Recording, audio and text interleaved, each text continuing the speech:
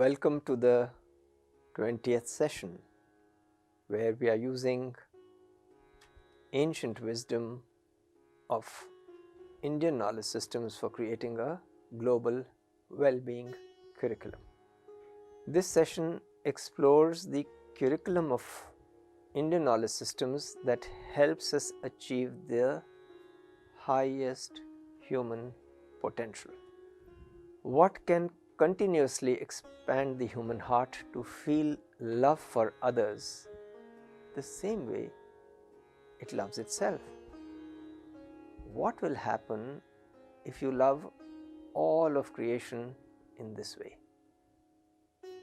Please take a 5-minute break and write about it.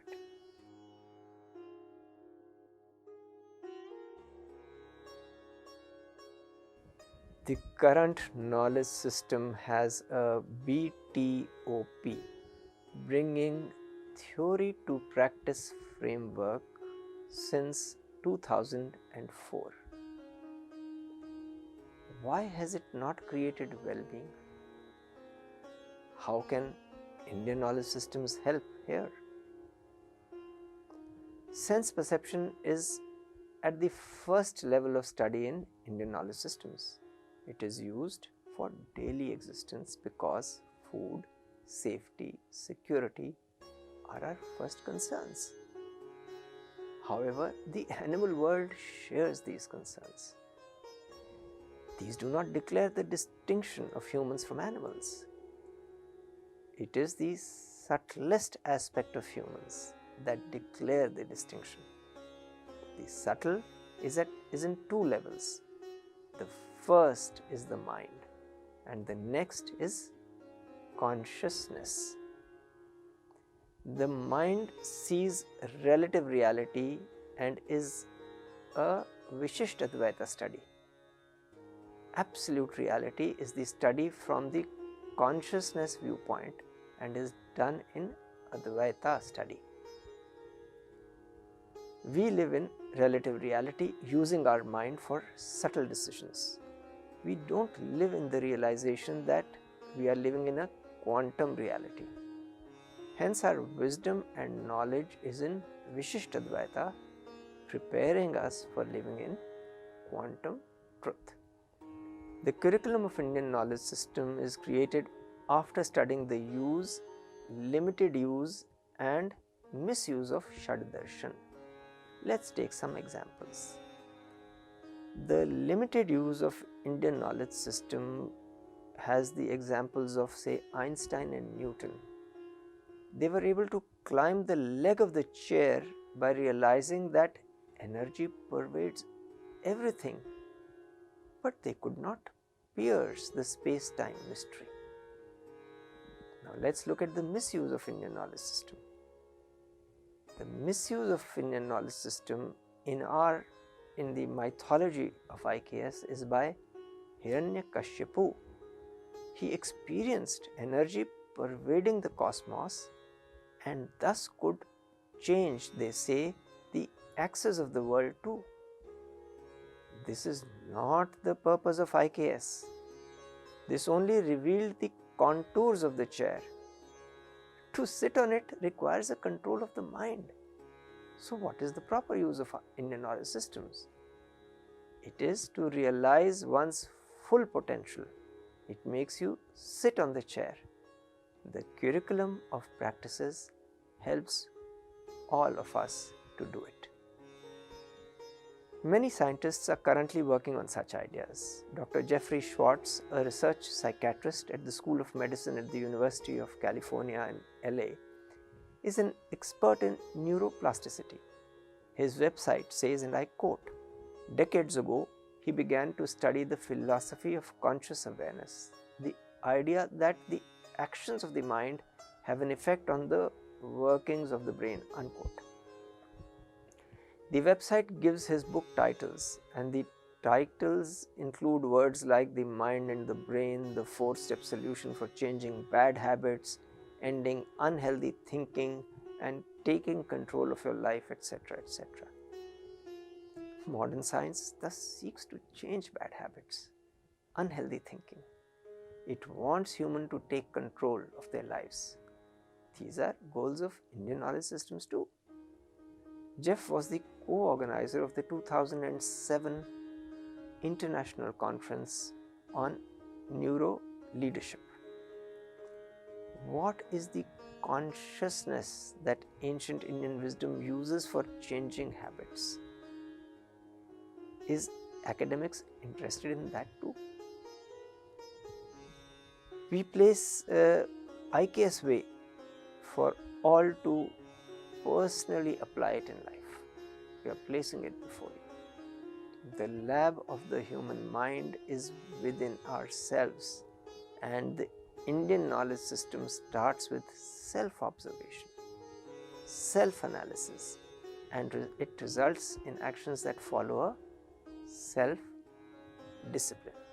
The theme of a conference of University of California, Berkeley is shown here. An earlier session on Om is not a promotion of IKS. We had given in an earlier session, we had devoted a full session to AUM principle. So that's not, we are not trying to promote Indian knowledge systems. We are just adding to the search of the Berkeley-based University of California's The Greater Good Science Center's 2014 event titled The Entanglement of Life. We are merging with Advaita of wisdom. A new curriculum is a need recognized in science today, and this conference, the visual shown here, is just to reaffirm that this is an emerging need for all. This conference had over 700 participants from all over the world. Scientists, philosophers, authors, and spiritual teachers gathered to explore a new understanding of who we are, both as individuals and as a society. This exploration was grounded in science and consistent with the ancient wisdom of non-duality, the deep understanding of the interconnectedness of life. Indian knowledge systems fulfills the search of such scientists and educationists. More than theory, it uses practices. This session shares some of them. Non-duality that the University of California seeks to explore. Who am I from the point of view of individual and society? This is the non-duality that University of California is exploring, the point of view. Ancient Indian wisdom explored the eye of nature too, as the basis of understanding science. How did such an understanding develop? It came through experience. Now that experience emerged through practices. So let us examine the practices for transformation of humans leading to the awareness or moksha. To understand Indian tradition, the aspirant must culture the mind just as a farmer prepares a field. The thorns, the weeds of egoism, pride, greed are to be removed through plowing the field of the mind. Speaking and searching for the truth, meditation, and a focus on excellence in all activity are like plowing and leveling the field. The water of selfless love makes the field of the human heart fertile. It makes the soil soft and rich. The research of Dr. Lara Boyd in neuroplasticity discovers that the brain is never at rest, even when we are doing nothing. Ancient wisdom's practices utilize the time when nothing is done by meditation or recitation of sacred texts or names. Will it alter the brain in three ways? Chemical, by neuron movement, altering the structure and functional changes. This is yet to be researched, but Dr. Laura Boyd has found some other evidence. She concludes that adults who practiced Buddhist meditation significantly reduced cortisol and blood pressure in 6 weeks. Excellence in all dimensions filled with goodness is the seed that has to sprout in the human heart for well-being to emerge in human actions. Many find the rosary as a useful tool for it. Britannica.com says, and I quote, "The practice is widespread, occurring in virtually every major religious tradition in the world." Unquote. Ancient Indian tradition uses it to recite God's name, who is taken as the symbol for transforming the mind towards excellence filled with goodness. Non-stop repetition of this, the focus on excellence, leads to sprouting of the full human potential. This is their experience. This sprouting plant is protected from cattle, signified by desire and anger, using a fence of discipline. This enables human beings to enjoy the harvest of bliss. The traditional concept of such discipline is given in the Eightfold Path of Ashtanga Yoga. There can be detailed explanations of this idea. The Wikipedia, however, gives a general listing and explanation. For easy search and verification and understanding, this may be read as a first step. Quoting from there, the Eightfold Path is Yama, moral codes; Niyam, self-purification and study; Asana, posture; Pranayam, breath control; Pratyahara, withdrawing the mind from the senses; Dharana, concentration; Dhyan, deep meditation; Samadhi, union with the object of meditation. The end result of these practices is control of mind and reduction of desires to satisfy righteous desires, for that gives proof of control of the mind. Much has been said by many experts on this topic, and I will not like to elaborate here. The purpose is to avoid debate, simplify and integrate ideas that purify and control the mind using the samskara, or transformation of neural networks imparted through education. Practices that enable awareness, samskaras, or transform neural networks to naturally make individuals seek well-being are discussed here. These are only indicative, not exhaustive.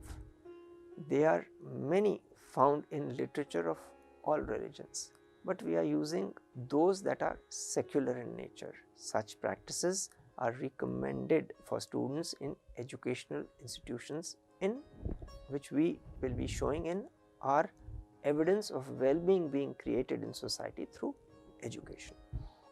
As the evidence has created well-being in society, that we are showing, the evidence we are showing has created well-being in society, investigating the nature of practices that led students to make such choices in life is considered essential for our research. Otherwise, the curriculum design or the philosophy underlying it will never become self-evident. Neither will it be possible to replicate it. If students are to choose well-being alternatives instead of prosperity out of free will, conscious decision making, the practices that foster the transformation must be shared. That these practices are not forced but are chosen voluntarily by students after familiarity about them is given is what we are demonstrating. For details of more secular practices, it is recommended that the source of the study is referred to independently for a more exhaustive list. We give only a broad idea here. So, the practice 1 is self-observation. Ancient wisdom recommends the practice of watching your thoughts, which is part of a 5-fold WATCH acronym consisting of watch your words, watch your actions, watch your thoughts, watch your character, watch your heart. The second practice, the series of practices, are practices relating to self-discovery. Research has found evidence of the impact of meditation on health and well-being, both. The journey of self-discovery through meditation is found useful. Students here, in the evidence we show, often use Jyoti meditation or a meditation on light. The technique focuses on the flame and then uses imagination to make it travel throughout the body after half closing the eyes to open the lotus of the heart chakra. The flame is the flame of light of selfless love, and the meditation ends with one experience being enveloped by light as well as experiencing it within oneself till the light and the meditator become one. This is filling oneself with the light of selfless love, being enveloped in love and becoming selfless love itself. The light of love is spread from the heart to others, society, nation, world, nature, universe in ever expanding circles. Then we come to self-discipline. It starts with control of unnecessary desires. The techniques of self-discipline, like doing one good act a day, help everybody. Then self-discipline includes maintaining a daily diary to record achievement of various desired or target activities. For example, did I speak the truth? Did I obey my parents? Did I help somebody? Did I have any bad thoughts? Did I get angry? Did I speak loudly or harshly? Did I waste food, water, time, energy, physical and mental? Or did I waste money? Etc. Practice of the dictum, see no evil, hear no evil, do no evil, always helps. Keeping good company is another practice. Respecting parents and elders is yet another practice. Avoiding cruelty to animals and all living beings is another one. Serving the needy whenever possible is yet another one. A daily study of spiritual literature, silent sitting and disciplined daily schedule are important.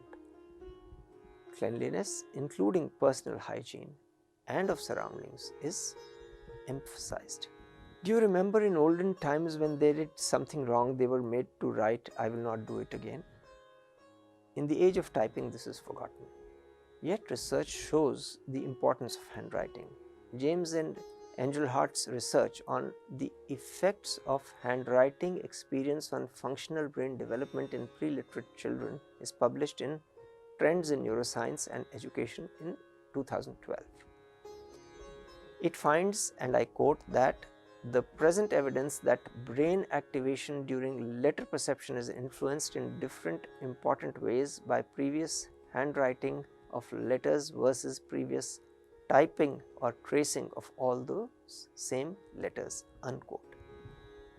ICAS uses a name or form that one identifies with excellence and repeating it in a mind or through writing or through visualization. This focus on excellence has been found to have a transformative ability in humans. Here the seeker inculcates the qualities of excellence that he is focusing upon slowly over time. This has many forms and names in ancient Indian tradition. Some of them are Deva Yagna, daily prayer, Likhat Japa, writing repeatedly the name or concept that appeals to the seeker as representing excellence in all dimensions simultaneously. Recitation of holy verses or bhajan, devotional singing, etc., a practice popularized by Guru Nanak, is also found to be of immense use. The Christian tradition of mass prayer is very old. IKS, Indian Knowledge Systems, believes that living and prayers are in a community.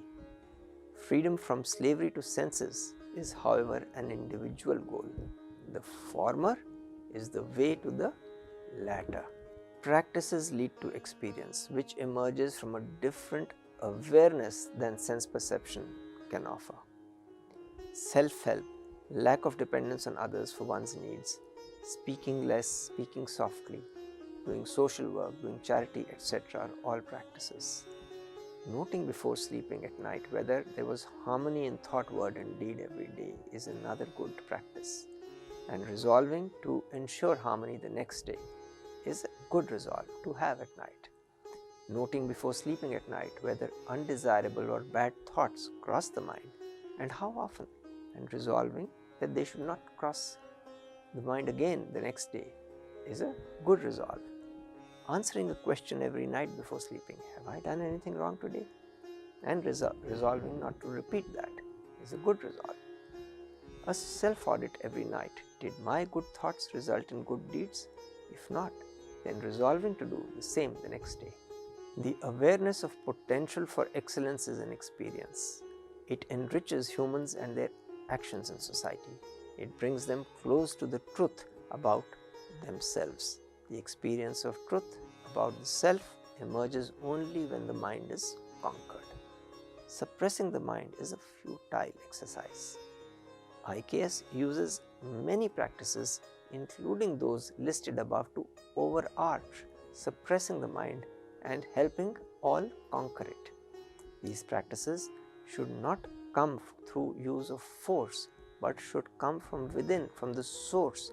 That is, the desire to follow them should emerge from within the human heart.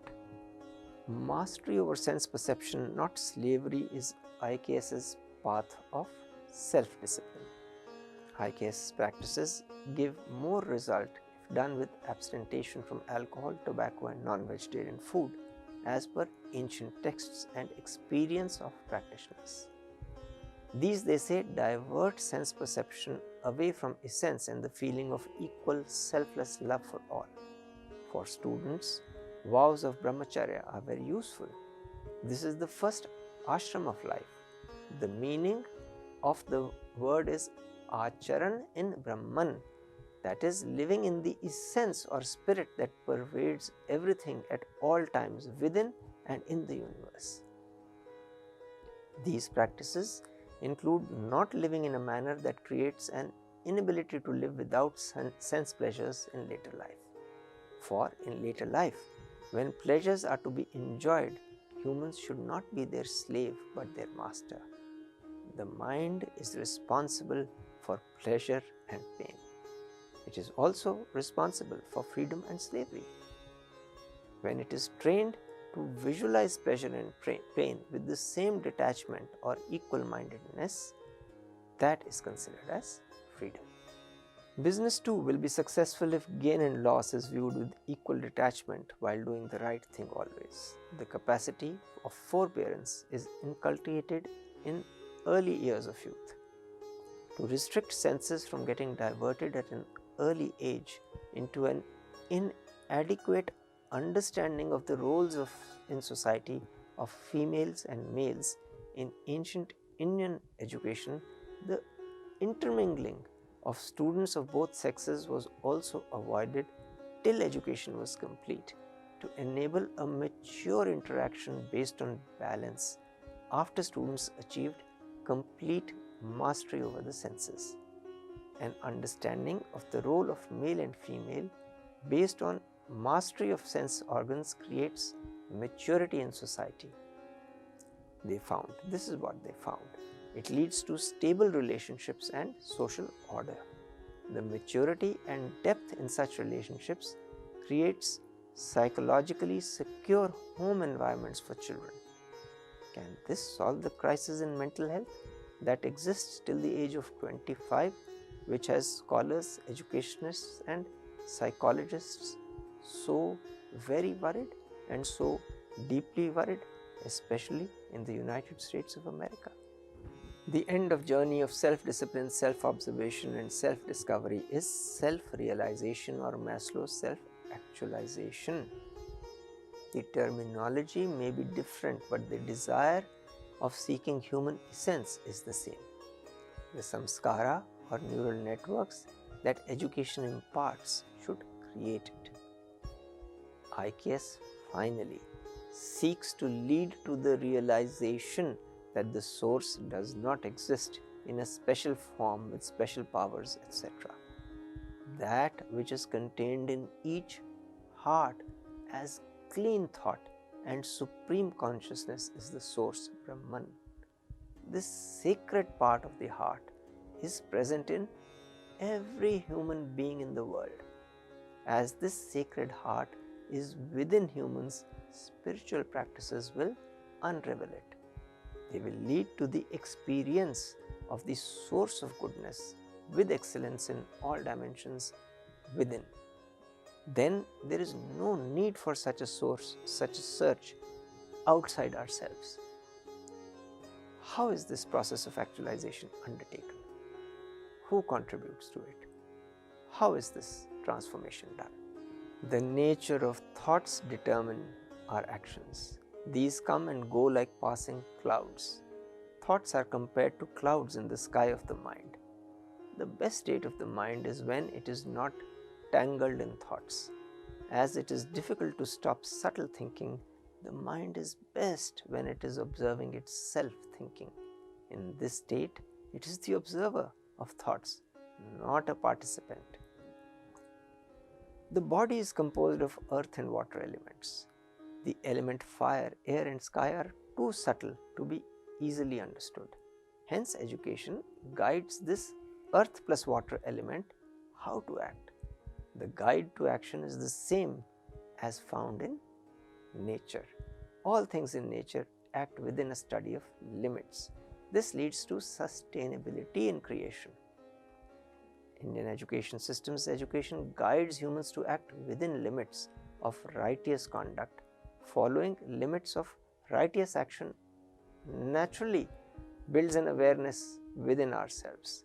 Doing the right thing gives the fluctuating mind a stable basis of action. This removes attachments that tempt the mind to do wrong actions. This leads the intellect to reveal itself and reveal the self-effulgent nature of Bha. That is the right of each human, the discovery of the self-resplendent nature of oneself. IKS uses simple symbols that a child can relate to. The arrows in the diagram reveal the path of education, elevating us from sense perception to the mind to the intellect, finally revealing our self-effulgent nature shared with the source. The sun gives light, removes darkness. Hence, human intellect is compared to the sun. Education removes a darkness of ignorance. The mind fluctuates. Mental well-being is negatively impacted by this. The moon changes shape daily. Hence, for simplicity, the mind is compared to the moon. The moon and mind's nature is to keep changing. Hence, the crescent moon is the last stage of its decline, and it is taken as the way to look at creation. Here, the mind is observing itself and sees that creation is like a cobweb that it is spinning itself in. This takes the mind out of the air into the ether principle. The earth and water element combine within the human. The guide to living in the body is to observe a study of limits. The guide to use the mind is to fill it with awareness of the source. If the source is bliss and is found through well-being, what is the path to it? IKS gives simple steps. Step 1. Humans are a mind-body complex. Hence, IKS finds we should use the body in a study of limits to get awareness of possibility of bliss. Step 2. Fire of quest. The mind withdraws from attachment slowly to only observe itself. Step 3. As doubts clear with such self-analysis, the mind now chooses self-discipline. This is because the sun of the intellect has revealed the resplendent nature of the inner self as bliss. This analysis raises many questions, for this analysis is based on experience. We know that experience cannot be easily transmitted. Only if we touch fire will we get the experience that it should be avoided. How to avoid getting burnt by the fire of mental health problems for the individual and social pain for all. These steps and methodology is shared here. It has been there for thousands of years. Why has it not been used? Because the experience of being burnt by mental health issues and social pain was not shared openly and recognized openly in society till 2008. They were still under the illusion that prosperity alone is the solution to all problems. Once the experience of being burnt is within us, the steps to avoid doing it again are of interest to all. Just as there is a time when we are ready to absorb the higher level of truth, There is a time when we are ready to absorb, the way to find it also. Hopefully, the right time is now. As these ideas reveal the human essence, that this human essence is beyond space and time, it is difficult to conceptualize it within the human mind, which by nature is limited to being within space-time always. Those who have crossed the space-time barrier shared the insights of Indian knowledge system. We can only try to use a limited brain to figure out how to get an experience beyond space and time, beyond the brain, beyond the mind. Hence, IKS is a journey of self-discovery. We can start by asking, where was I during creation and creative destruction? Can I cross or reach time? If I can reach the corner of time, space exists there, as I see on the chair, where the seat touches the back. The three processes of creation, preservation and creative destruction are continuously going on within us and within the universe simultaneously. Visualize the mind as clouds floating in air, filled with water of thoughts that rain and bring a harvest of weeds, or bring instead a harvest of life-sustaining crop. Energy is the all-pervading principle in the cosmos and within us. How to use its fire and how to use the energy for rarefying the air to make the mind less dense? Or will the fire and energy of greed and 6 inner enemies create mental and social distress? If we knew everything about energy, will we know everything about time? Only at the peak of energy, the leg of the chair, is time revealed. Only at the peak of time, space is revealed. The source is beyond space, time. How did the seers cross energy time? Test this out. At the peak of our inner energy, can we reach the borders of time?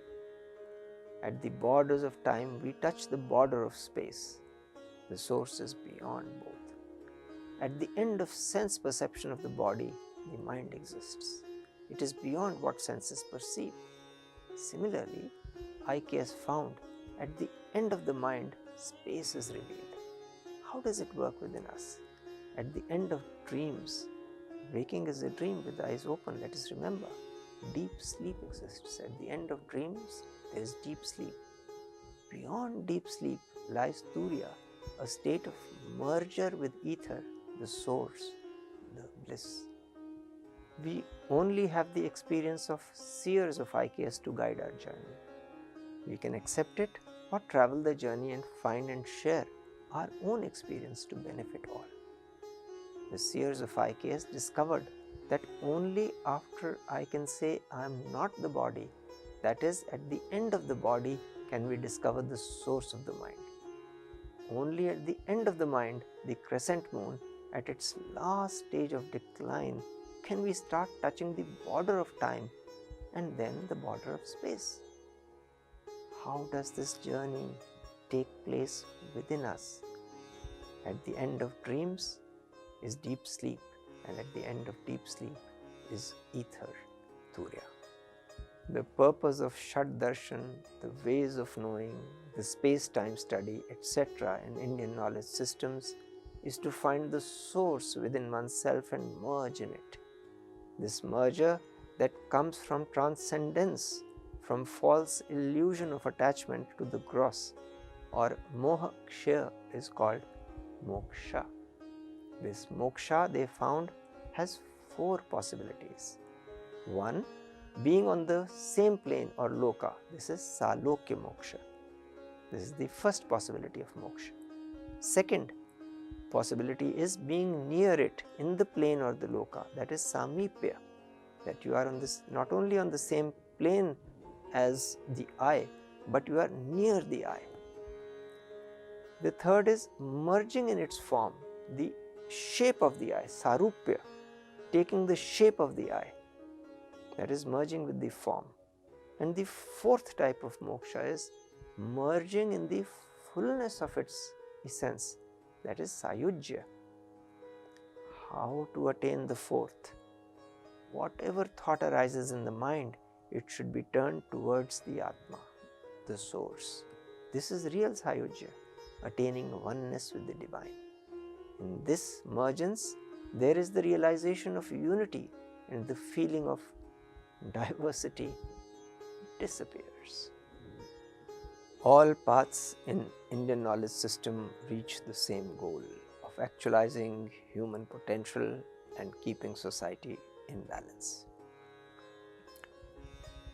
The 77th president of the American Psychological Association, Maslow, too formulated the proposition but did not clarify the path to moksha, the path to transcendence. Transcendence is the beginning, the first step towards the path of moksha. Transcendence, that I am just the body and I am just the mind. Did Maslow feel that humans naturally will rise in the hierarchy, just as he had done? Was the same problem with Adam Smith's laissez-faire as the basis of capitalism? Did both of them assume that all humans will naturally be like them? Let us remember that Adam Smith was a prominent writer in the Scottish Enlightenment movement, and Maslow has had an experience of transcendence. Only if IKS education is the basis of human search and endeavor, Adam Smith and Maslow's theories will work. Is Maslow's transcendence an experience beyond body consciousness, or I am the body? If the 77th president of American Psychological Association can have such an experience, can IKS and CKS together help all of us achieve it? Indian knowledge system searches within, and the goal of is transformation of character and the heart, ending the earlier world that the mind lived in. Carl Jung is quoted as having said, and I quote, "Every transformation demands as its precondition the ending of a world, the collapse of an old philosophy of life," unquote. Indian knowledge systems ends a belief that we are just the physical body tied down to our physical needs, just like animals. Maslow calls this a peak experience. Indian knowledge systems calls it bliss, a higher state of awareness. What visualization of the cosmos achieves actualization within us? The IKS texts can be interpreted to show that the source resides in the heart. From it, the mind emerges and spreads over the cosmos. Finally, the power of speech and word appear. That the essence resides in the heart is told by Lord Krishna to Arjuna in the Bhagavad Gita, that Ishwar dwells, O Arjuna, in the heart region of all beings. Further it says, it is from the heart that the mind has emerged. Man moolam idam jagat. The mind is the basis of the cosmos. Thus the mind pervades the entire universe. The third in the Trinity is Brahma. He is traditionally described as arising from the navel of Vishnu. It is from the mind that Vak or speech has come. Vak or speech is the embodiment of Brahma. Hence, Brahma has among other names Shabd Brahmai, sound as Brahma. Thus, using such an analysis, the Trinity of gods in Indian knowledge systems symbolize the heart, the mind, and the faculty of speech. The combination of all these three represents the Atma, the soul principle, the essence principle residing within all of us.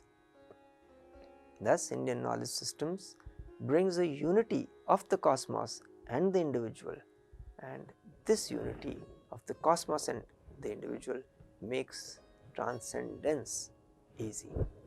Transcendence is IKS fulfilling self-realization of our innate divinity or bliss. IKS transforms the heart. One IKS way is by using the timeless revealed mantra, Om. The revealed word, mantra, transforms the mind as it rotates in it continuously. This works only if the fire of desire and effort works on removing the 6 inner enemies and makes the mantra rotate in the mind, not on lips or the tongue. This transforms the nature of clouds and thoughts that come down as rain, which gives the harvest of bliss.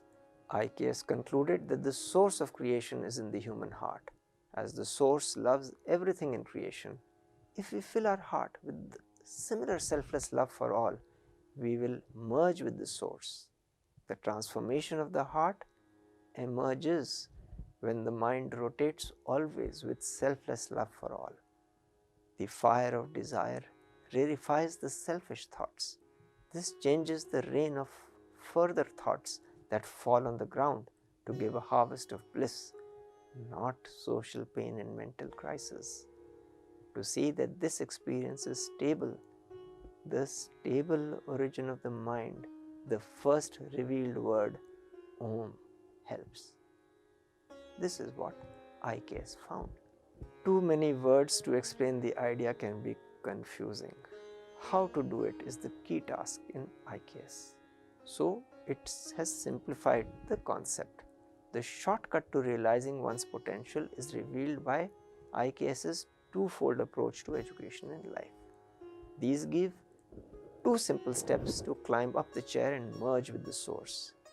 These relate to its twofold approach of awareness and a study of limits. A study of limits tells us how to act. IKS tells us help ever, hurt never. What awareness does this attribute create? The awareness of love all, serve all. Thus, these are the 2 dictums of IKS that lead to the goal of education and living life. These have to be practiced in life.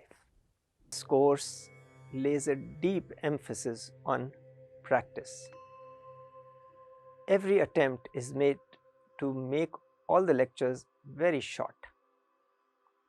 A 5-minute slot at the end of this lecture is being given for silent sitting.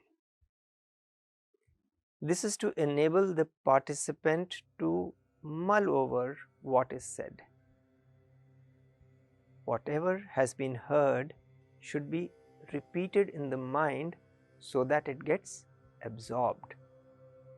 Just as sugar is stirred in a cup of tea or coffee with a spoon, use the spoon of silence to stir the sugar of Indian knowledge systems in your mind. It takes some time for the tea or coffee to become sweet. Patience is very important. The perspectives shared in the course will seem meaningful only if such silent sitting is done to mull over what has been said. Else, the half an hour spent in delivering the lectures will be a waste of time. We welcome you to undertake an inner journey during these 5 minutes. Only then will knowledge that is outside you will become wisdom inside you. The time allocated for this is actually 20 minutes, not 5 minutes. The time should be increased gradually. This is also a time for the mind to take rest. In case it cannot do that, mull over whether the voice of the conscience has guided you at any time in life till now. We accept challenges for the physical body in games. In a gym, we can have a 20 minutes plank challenge. We may exchange challenges on the quantity of food we can eat. Can we go beyond such challenges to the second step of the Indian knowledge systems? Can we see if the mind itself can take rest and maybe stop working? Can we explore what will happen if it becomes zero? Remember, it is not good to challenge the mind. It rebels and makes you do the opposite of what you want it to do. It is far simpler to observe the mind. For doing this, first the physical body should move as little as possible. Observe the mind as it tells the body to move. You are not telling the body to move, the mind is telling the body to move. Observe the mind. Move away from the mind and see what it is forcing the body to do. Watch the mind as if you are sitting on a fan at a distance. When you are at home, Shavasana in yoga is a good posture for this practice. Try to first silence the body, then the mind. For those who have mastered this, they can try the next method. When you think of nothing, can you experience love without giving it a shape of a thing like your favorite food or a thing that you want to own or the physical form of a person? Can it just be love without an emotion to a person or a thing? Can it be love for the sake of love? How do you experience loving yourself? The purpose of this course is to help you discover yourself, that loving being beyond the body and the mind.